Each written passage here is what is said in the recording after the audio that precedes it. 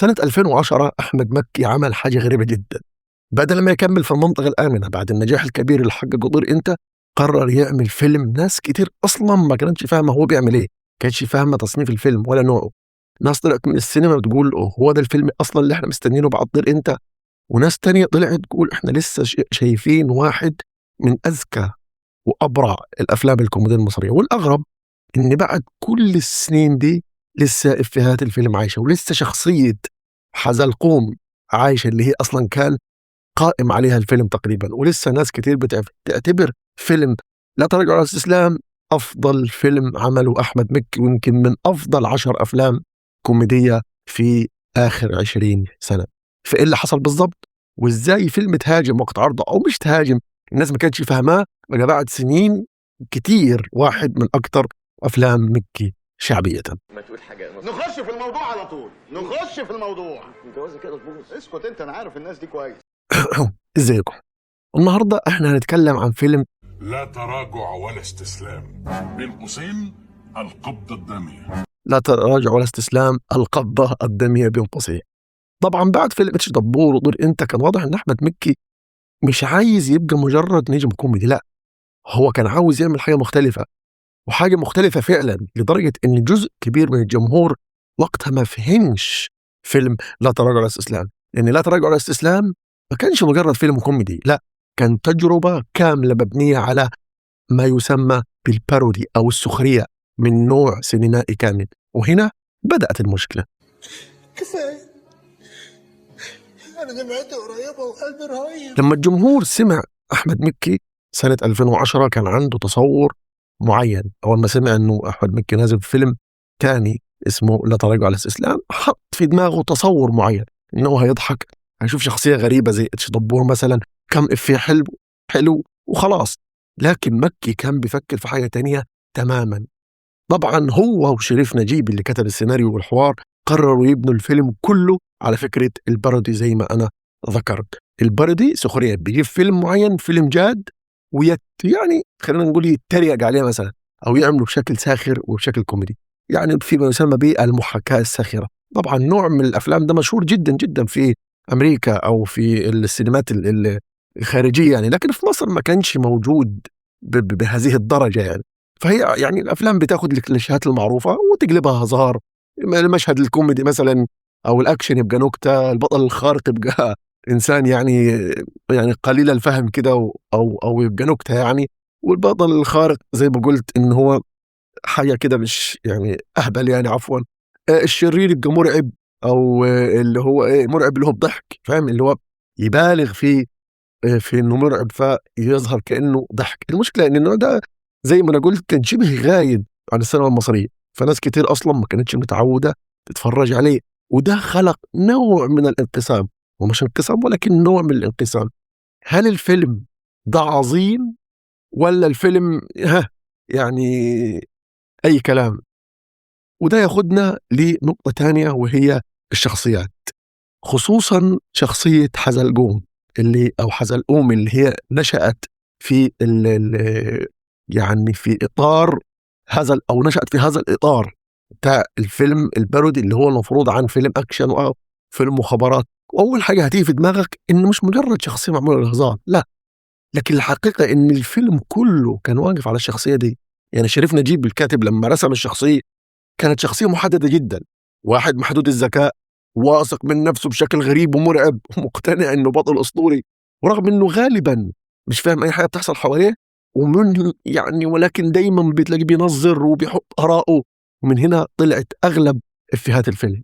المضحك بقى الصح والحقيقي انه الفيلم الكوميديا بتاعته ما كانش جايه من النكتة نفسها، لا، كانت جايه من طريقة تفكير حزلقوم والمنطق بتاعه. المركب اللي انتوا كنتوا عليها دي ممكن يبقى فيها مثلا علامه مميزه عشان نساعد في عمليات البحث. لو عايز علامه مميزه فهو حضرتك في لا مؤاخذه البس انا كنت غسل مكسي لا على سطح المركبه. يا عم انت على الهوا. ربنا يخليك يا باشا، انا كنت متكبر ايه في الاخر كده حق الست الغلبانه ده ايه اللي هي امي.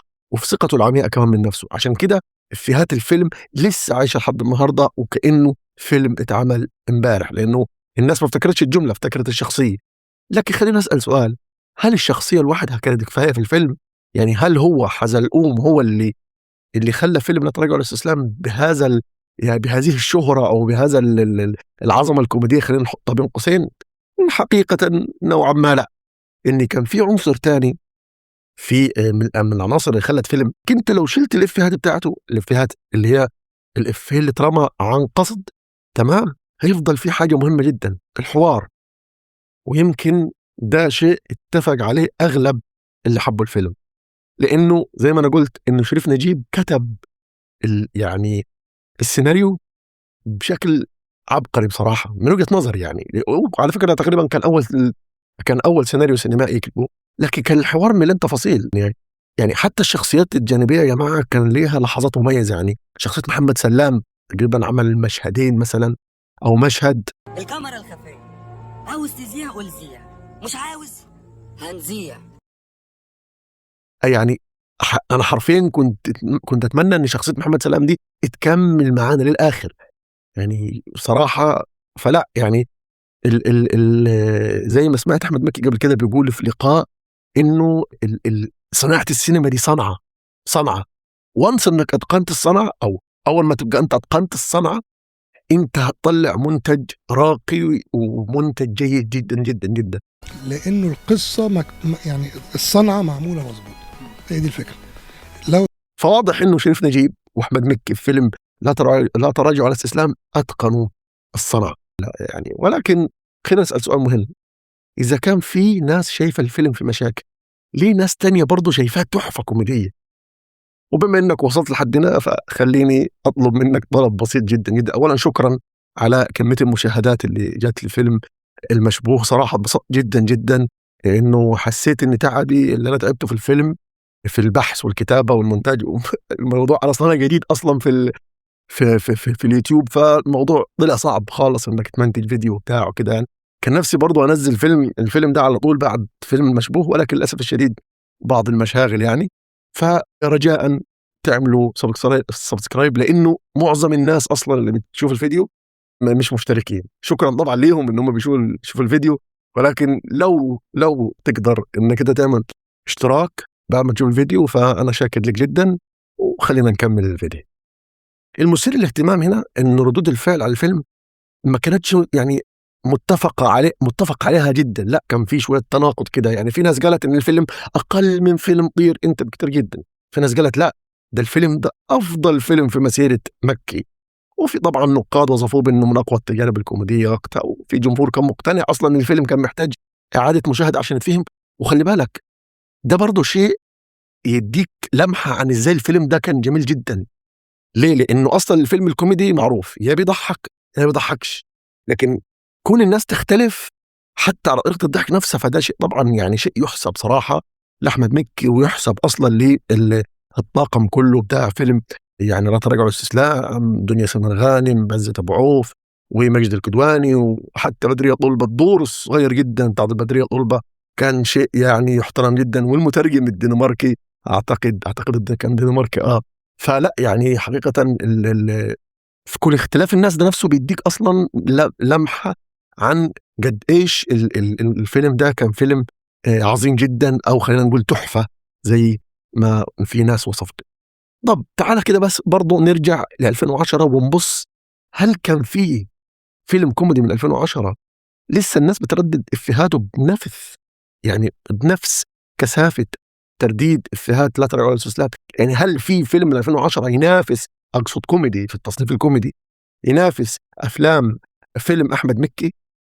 بعتقدش صراحة. يعني فيلم لا تراجع ولا استسلام لا أعتقد إنه هو أكثر تداولا، لم تخن الذاكرة طبعا فده شيء تاني، العذر والسموح يعني. ولكن ما أعتقدش إن في فيلم أو مش كتير يعني، لكن لا تراجع ولا استسلام لسه للآن حاضر، وده معناه إن الفيلم عمل حاجة صح. زي ما قلنا إن أحمد مكي قبل كده قال الصنعة، وأنا عجبتني صنعة أحمد مكي صراحة في فيلم لا تراجع ولا استسلام. يمكن مش كل مشهد كان ناجح، يمكن اللقاء يعني يعني خسع منهم شوية في النص الثاني أو في آخر ثلث ساعة. يمكن في شخصيات كان ممكن تتكتب أحسن من كده، مثلا زي شخصية عزام أبو الفضل.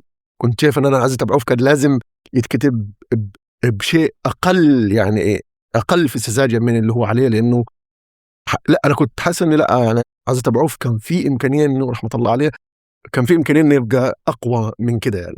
لكن خلينا نقول إنه يعني الأفكار كانت محتاجة يعني تتظبط أكتر مثلا.